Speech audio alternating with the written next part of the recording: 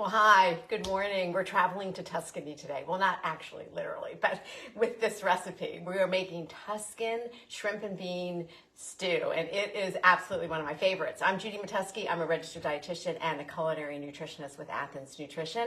And today, this is going to be a really fun recipe and a really easy one as well. It is our one simple recipe that we are bringing to you every week, hoping to help you take that one step closer to better health. All right, so let's get started. I'm actually making a really quick shrimp stock or shrimp broth. And this is just my little method a little tweak that I added to this recipe. So what I started with was a pound of shrimp. They were, probably large shrimp. Forget what that number is that was associated with the bag I had, but it's about a pound. You could do a pound and a half. You can, double this recipe.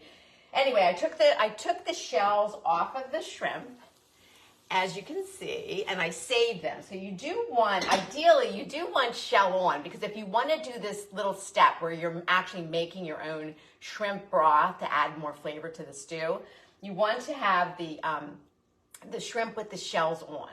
If you want to skip that and just do straight vegetable broth, or you could even use chicken broth for this if that's what you prefer. You can skip this step if you want to make it even easier and get shrimp that already has they've already taken the shell off.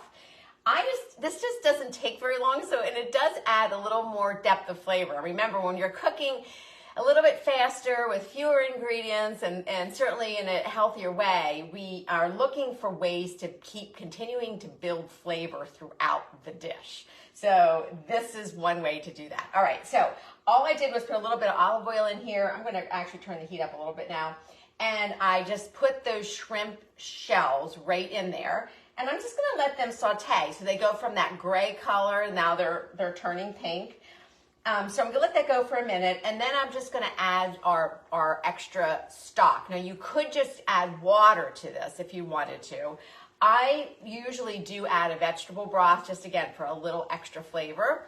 So real quick, we'll talk about the vegetable broth. Last week, I was talking about going back to making my own vegetable stock, just because it's crazy that I don't, because I go through so many vegetables. So, the ends of the carrots and the ends of the celery and the ends of the herbs. What I did last week is 2 weeks ago, I started to save all of my vegetable scraps or any vegetables that were just starting to look a little limp, and I didn't want to throw them out, and they were certainly still fine, but not something maybe you're going to eat straight from the refrigerator. I put all those in a freezer bag, pulled them out, and all I did was threw them in a big stock pot. I added some bay leaves, some peppercorns.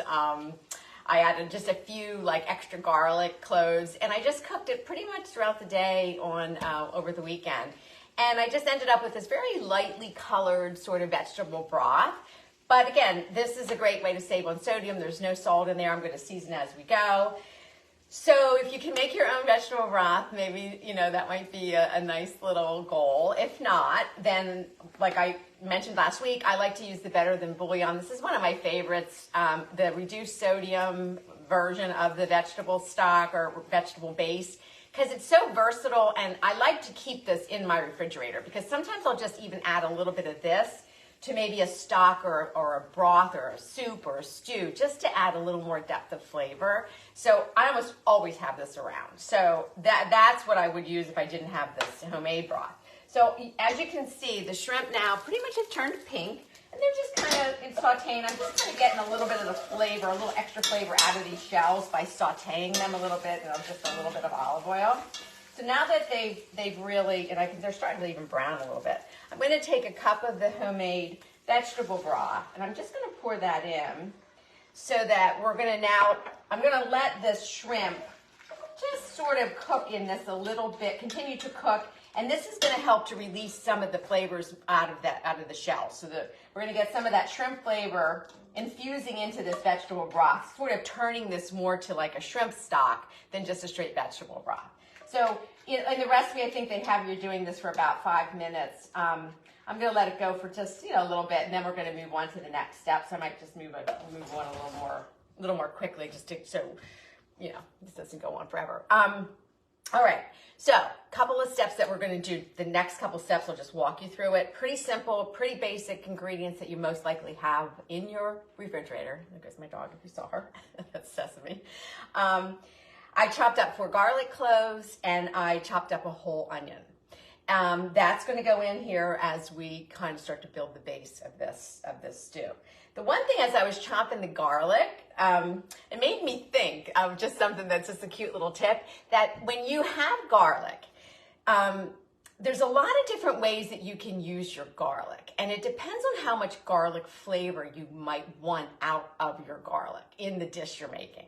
So if I don't want a whole lot of flavor, but I just want like a little bit of garlic background, what I'll do is I'll take the clove, smash it, take the little skin, the little peel off, then put it in with some olive oil and let it just kind of saute in the olive oil. So I kind of create an olive oil, a garlic olive oil. And that's probably the most mild way to use garlic. Then I might take it out, or I just might go ahead and leave it in and then just keep building whatever I'm making. And then it almost will just break down into the stew if it's cooking for a while. And if not, then I might just take it out because no one's going to want to bite into a big piece of garlic. That's an easy way, very mild, very, very, very nice way to kind of build some flavor. Then if you want it, the next level is really taking the garlic clove and just slicing it thinly. Just slice through the garlic clove and cook with it that way. The more you chop garlic, the stronger the flavor is going to be. So if you're chopping it and mincing it, you're going to bring out more and more garlic flavor, which you may want depending on what you're cooking or whether you like or don't like garlic. I minced and just chopped this garlic for this dish. The one thing is with garlic, and this is like nutritionally, I think a really good thing, not I think, it is. So if you chop garlic, and I kind of prepped this a little bit ahead of time. So this garlic has been sitting on my cutting board for, I don't know, 5 minutes or so. The longer your garlic sits after you chop it, it will get stronger in garlic flavor, number one, and because it's creating the allicin. So allicin is a compound in garlic that is considered an antioxidant, and it's one of the compounds that are pretty significantly beneficial for our health in all of the alliums, in our shallots and our green onions and in our regular onions and in garlic. So the longer it sits on your counter, you're building more allicin, which is a good thing nutritionally, but just knowing that allicin is what's giving it its sharp flavor. So it will get more garlicky as it sits. All right, kind of just was thinking about that as I was chopping, and I knew this was going to sit on my counter, and I thought, just share that little tip because it is kind of cool. All right, so these shrimp, I can smell it. You can really smell the shrimp. Now this vegetable stock, so our broth really now has become more of a shrimp broth because you can really smell those shells make a difference in creating some flavor. So what I'm going to do with this, and I was thinking I was just going to use my spider to take out the shrimp shells, but I really don't want the broth in there right now. So let me just grab some hot pads. I have a little colander with a little bowl underneath it. I'm going to take this and I'm just going to pour this out because you want to strain out the shells, obviously. You don't want those in your stew that we're making. So let me just pull this. I'm just going to get the remaining shells out of here. All right. Okay.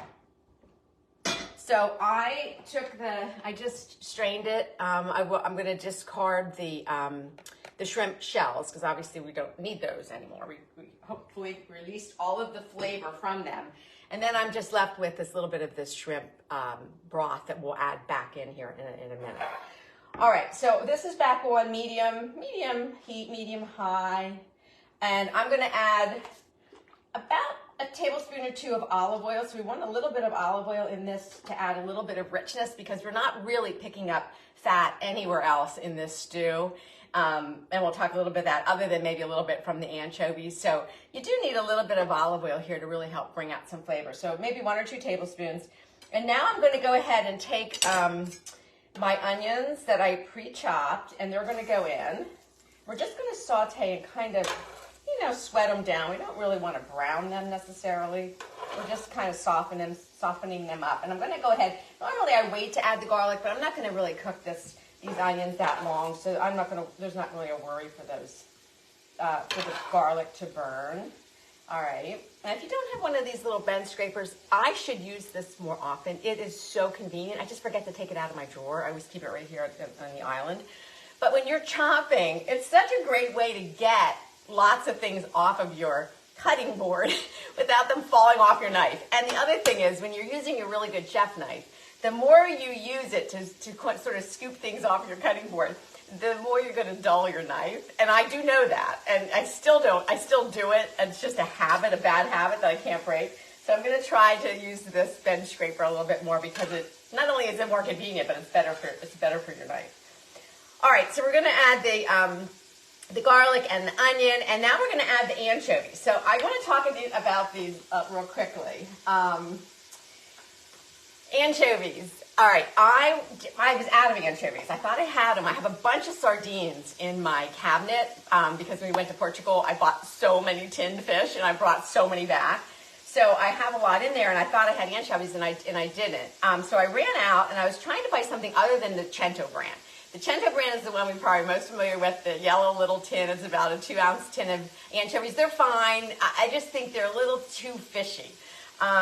So if you can buy a better quality anchovy, that's what I would do. So for some of you that aren't big on anchovies, it might be that if you're using that Cento brand, the Cento brand, then you might want to try something a little bit different. They are going to be a little pricier. That's the downside. However, this is just a Patagonia, and it's really interesting because these anchovies look like sardines. I grabbed these. I was at our local mom's market, and this was the only brand they had, so I grabbed them. But they are bigger than typically. Usually sardines, or anchovies, we're used to them being flat, and they're kind of fillets. So these are really interesting because they look a little bit more like a sardine. However, so we're going to give these a try, and I can tell by smelling them. They're not real fishy. They have a nice, ocean kind of smell to them. They're not that real strong fishy flavor. So anyway, but the other brand, I hadn't used them in a while, but the other brand that I hear is really good and at a good price point is King Oscar. King Oscar. It's in a tin, and I think most supermarkets carry it. So when you're looking for anchovies, that might be one you want to give a try, because it's again, not real expensive, and it seems to be rated a little higher in its flavor over some of the other tinned anchovies. And the other one that probably one of the best brands is Ortiz, O-R-T-I-Z.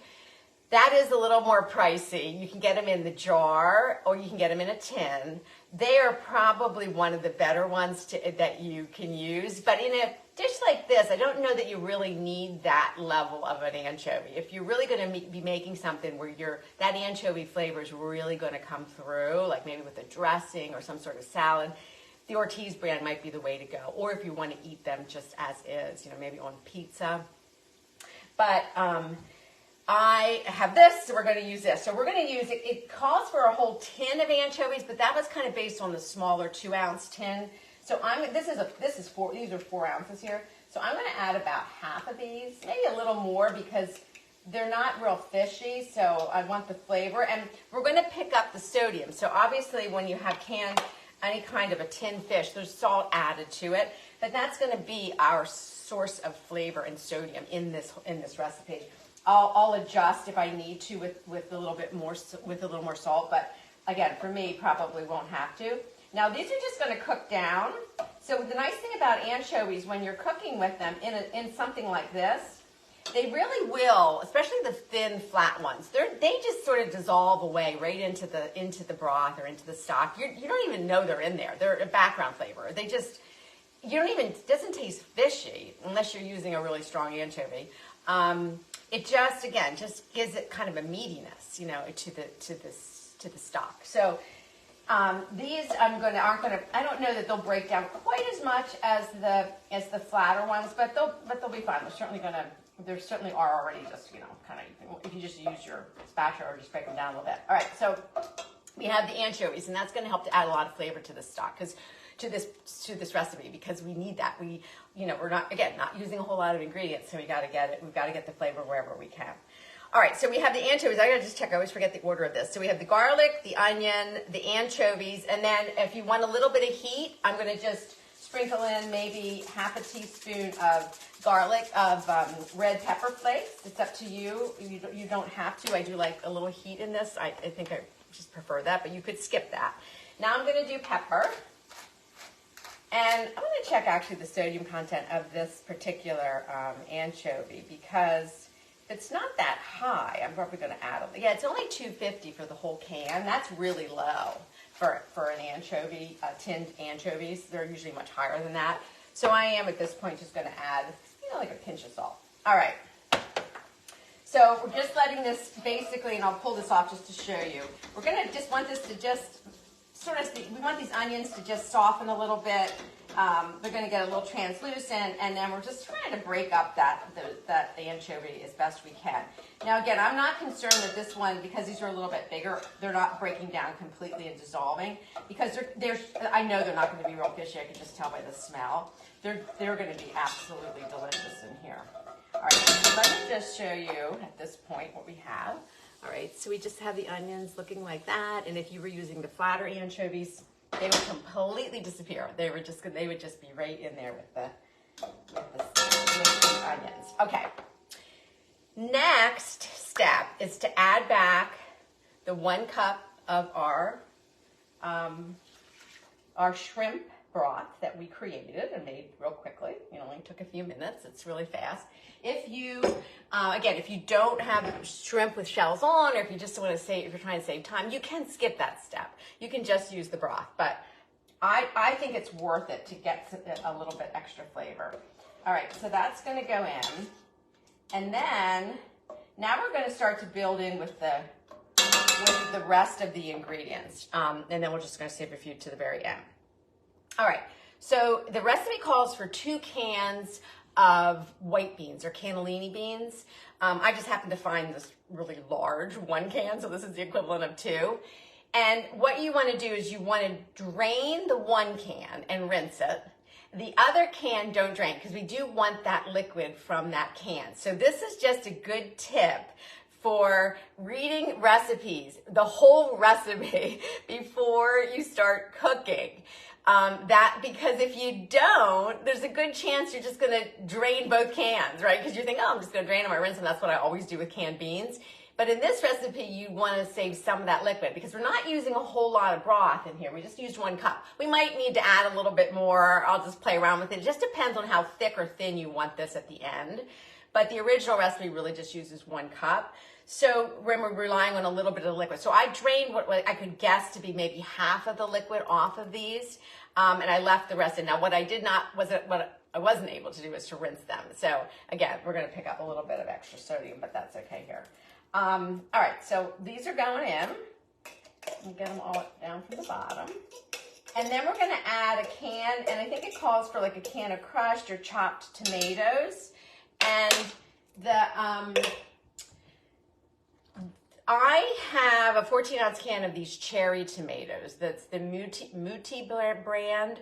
I love these. If you can find them in your supermarket, grab them. Not all supermarkets carry them. Of all the canned tomatoes that I've had, these are absolutely my favorite. And I will use these if I can find them, in a quick tomato sauce. If I'm making a really quick tomato sauce with just maybe a little olive oil, a little garlic, a little bit of a tomato, and then a little basil, if I don't have fresh tomatoes in the summer, this is my go-to. So if you can find them, great. If not, then it's just like a 14.5-ounce can of chopped or crushed tomatoes. I think the recipe says to drain them. There's not a ton of liquid in this. I'm not. If it's very liquidy, drain it. If you're getting more of like a chopped, more finely chopped tomato in a can, it's pretty thick, so I wouldn't drain it. You can just use it. Either way is fine. You just might have to end up adding a little bit more liquid later anyway, and a little more broth to thin it out. Okay, so that's going in. And now, let me just give this a little stir. So we're at this point, again, we're kind of layering as we go. So these little cherry tomatoes are really pretty much don't know if you can see them. They are really kind of whole cherry tomatoes. So I will sort of break them up a little bit as this is cooking, because you kind of want them to release their juice, and we don't necessarily want to be eating them whole. So, anyway, I'll just use the spatula and I can just break this down. Okay. All right. So there we go. Now I'm going to turn this up a little bit. So this stew is a very quick one. It's not something that you make and let it sit and you're waiting for it to cook all day. This is made in like 15 minutes, 20 minutes. Now, like a lot of soups and stews, it's going to be great now. Once you make it, have it. It's even better the next day because you know how flavors just start to meld together and everything kind of marries together and the flavor comes out. So, it's not one where you're really cooking all day to kind of get this long cook for these like slow released flavors. This is more of a quicker stew. All right, so the recipe calls at this point for you to let this cook before you add the shrimp for maybe 15 minutes or so. That's going to really kind of help get everything sort of come together. And then add the shrimp. I'm going to let it go here for a little bit as we just talk a little bit about shrimp. But I'm probably not going to let it go the full length before I put the shrimp in. So we're just let it go. I'm going to put the lid on this, and I'll just kind of have it cracked a little bit. So we'll just let that go. All right, let's just talk about shrimp. Let me just grab them. I have them in the refrigerator. So these are pretty large shrimp. If I could find the bag, I could tell you what the. Oh, okay. So these are the shrimp that I used was the 1620. Just rinse my hand. All right. So it's the 1620 count. That means there's 16 to 20 shrimp in a pound. That's the size. They were just large frozen shrimp. So this is the size I'm using. I did have a few extra other shrimp that might be a little bit larger than that, but you kind of want a nice meaty sized shrimp to add to this. So I'm using the 1620. It's up to you, obviously. If you have some in your freezer, just use whatever. If you don't love shrimp, then you could maybe use like a whitefish. You could turn this more into a fish and bean stew. So maybe you could use some cod or some other whitefish. I was trying to think what else you'd want to use. I mean, I guess if you don't want to do seafood altogether, you could do some cubed tofu in here. I haven't done that, but the shrimp's just adding so much flavor that, especially if you're using the shrimp shells to kind of build that broth initially, I'm not sure about other options, but you could do this as a fish stew, I think, if you prefer that. Now, some of my clients that I work with that are, really trying to lower their cholesterol and are a little concerned because, we've heard that shrimp and shellfish can be high in cholesterol, and they do. I mean, they do contain cholesterol. They are a little higher, certainly, than just a regular fish would be. But generally, we're not really concerned about the level of cholesterol in the food that we're eating. It doesn't seem to have as much of a direct relationship to increasing the LDL cholesterol in our blood, the bad cholesterol. Sometimes, depending on who I'm working with, we might have to be a little more judicious about keeping the cholesterol level in the diet lower, but generally we usually don't. So shrimp we can include into a very hard, healthy eating plan. And the beauty of shrimp too is not only is it a great protein source, so 20 grams in just 3 ounces, which is not very much. It's also going to give us some omega-3 fatty acids. It's not particularly a real high source of omega-3 fatty acids, but we're going to still get some, and that's always good. And there's almost no fat, so we're not getting any saturated fat when we are eating shrimp or seafood or fish. That's the beauty of using this as a protein, particularly from a heart health standpoint, because all other animal proteins are going to have saturated fat, where we're really getting almost no saturated fat and very little fat at all, like less than half a gram in 3 ounces when we're eating shrimp. So it kind of offsets that concern about the cholesterol. So I do love to use shellfish in a lot of my dishes, but as I do fish. And we know that the American Heart Association tells us to eat about 8 ounces of fish per week from we're looking at heart health. But you really look at a lot of the Mediterranean eating plans, and there's more like 15 ounces of fish. And actually, seafood is the umbrella term that we use that would include all fish and all shellfish. So when I say seafood, I think a lot of people tend to think of just any kind of fish from the sea, but really that's sort of the umbrella term, and then everything else kind of falls underneath that. So all seafood, 8 ounces a week is ideal, is great, but more could even be better. And remember, when we're not eating, if we're eating fish or shrimp or anything like that, or any other kind of seafood, we're not eating red meat, we're not eating other animal proteins. So that's just kind of a little win-win around there. All right. So I'm going to now, this is beginning to boil a little bit of a simmer. The idea here is we want this to kind of be at a low simmer. And this would simmer for maybe, like I said, maybe 15 minutes before you would add the shrimp if you're making it. You know, that's what the recipe's telling you. I'm just going to go ahead and add the shrimp in right now.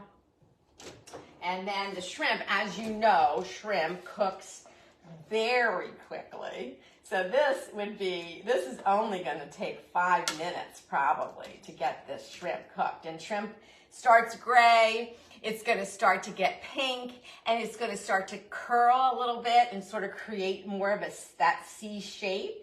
You don't want your shrimp to be completely curled because then you've overcooked it. Then it's going to be a little bit rubbery. So you want it to begin to curl, and then you would take it off heat. So we're just idea here, we don't want to overcook it.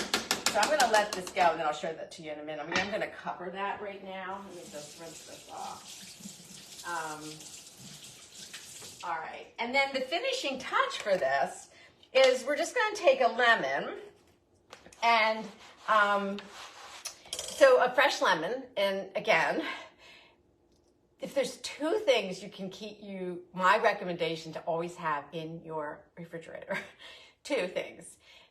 Fresh lemons at all times, because these are a lifesaver. So you're making a dish and it's kind of like, a little flat. You're like, oh, what can I use? Maybe some lemon zest or maybe some lemon juice. That sometimes at the end, just at the table, is all it needs to brighten it right back up and give it that flavor that it needs. So always lemons and always fresh herbs. And that can be any herb you want, but I always have fresh herbs, always. So usually it's always parsley and basil. That's almost always what I always have, sometimes the basil depending on the season. Although we're gonna use basil in this because I have this beautiful basil that, again, my husband has a greenhouse and he's growing some really great herbs right now and lettuce in the greenhouse. So he just brought in a couple of beautiful heads of lettuce, and now we have this gorgeous basil. So I even get it year round. I'm just really lucky. But sometimes it's hard to get good basil in the winter, so then maybe it would be parsley, because you can get parsley all the time.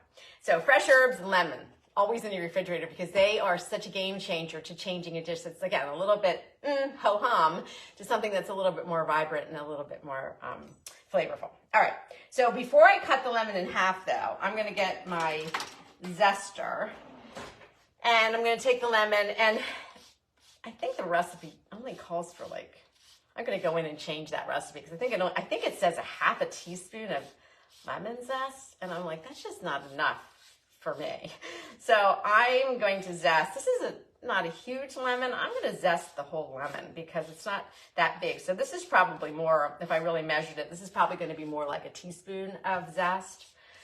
So again, when you're zesting, you're just trying to get the real bright yellow, and you don't really want that under pith, the white, to come through. So just use your zester gently and kind of go over. That's most of it. All right, so there's my zest. Let's just take a peek at the shrimp. So I'm going to give it a little stir. So it's beginning to cook. It's going to need a little bit longer to really get these all pink. I don't know if I'll get it done before we close out, but at least I can show it to you. All right.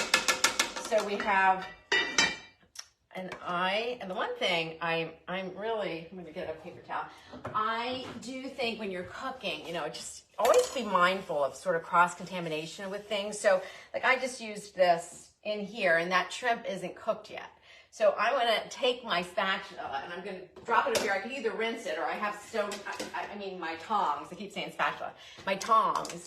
I'm going to get some fresh tongs, because I don't want to put that back in there once the shrimp is cooked. I don't know. I'm just kind of funny that way. But anyway, all right. So I'm because this is going to take a little bit longer to kind of bring this up because the shrimp are cold. So, you know, when you have your temperature up and then you put something cold in it, the temperature drops and it's going to make things take a little bit longer to cook. I'm going to go ahead and just add my zest right in.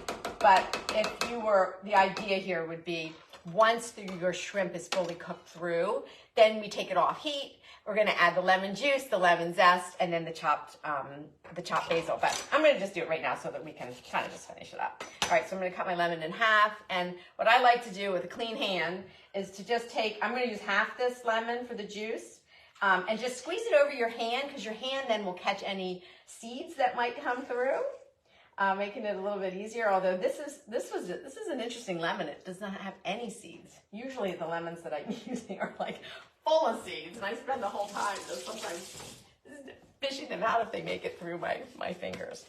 All right, and now let's go ahead and chop the basil. So it says, I think the recipe says maybe about 1/4 cup of basil, or you could add some parsley, but definitely let's get some fresh herbs in there. But again, I would be adding these at the end. It's fine to be adding this now, but typically you like to add lemon juice and lemon zest and fresh herbs at the end, you know, off heat, because we don't want to overcook those because they'll just kind of lose the flavor by doing that. All right, so I'm just chiffonading these, and I'm going to run my knife back through. And when you're, you know, again, chopping herbs, roll them up, get them, you know, in a nice little tight bundle, and then go ahead and run your knife through them. It's a little easier to chop that way. All right, so these are going to go in. I might even finish with a little bit of fresh basil when I dish up. See, I'm just using my knife instead of my bench scraper is sitting right here on my cutting board, and I'm still scooping it up with my knife. I just can't. I need to break that habit. It's a bad one. All right, so I'm going to stir this around, and then they're beginning to kind of, you know, create that little bit of a C here and the C shape, the shrimp. But let me stir it up because I do want to show you because it is a really pretty dish, even though the shrimp's not completely cooked. All right, and then the tomatoes are sort of breaking down. All right, put this in the stew. All right, let me show this to you. All right, so here's the stew, and I'm gonna let this continue to cook a little bit longer on kind of medium heat. You don't want this boiling away, just a low simmer to get those shrimp cooked without, we don't want them to become rubbery. So keep it lower, slow, let everything cook. I'm gonna let this go for a little bit. Then what I'll do is I'll come back on and I'll take a picture of the finished dish and I'll show it to you. So for now, stay well. It's not the best weather here in the Northeast. We got a little rainy day here in Philly. So, but that's okay. It's not cold, but it is kind of rainy. So it does feel like this kind of a dish is just so perfect for this type of weather. Real quick though, serve this with it's like sauteed greens. So now just think of this meal because you're going to have your shrimp, you're getting your seafood in, which is a good recommendation. You're having your beans, which I didn't really talk about the beans because we talked about beans last week so much, but we're getting another serving of beans in, right? And if you serve this with like dark leafy greens, like sauteed Swiss chard, sauteed spinach, or sauteed, I've been really into like collard greens lately that have been absolutely amazing. Then you're getting your dark leafy greens, so one of your top shelf vegetables. So what an amazing nutritionally packed meal, in addition to it being absolutely delicious. So there you go. Enjoy all. Again, I'll come back on and I'll show you the finished product once it kind of cooks through. All right, stay well till next week. Bye-bye.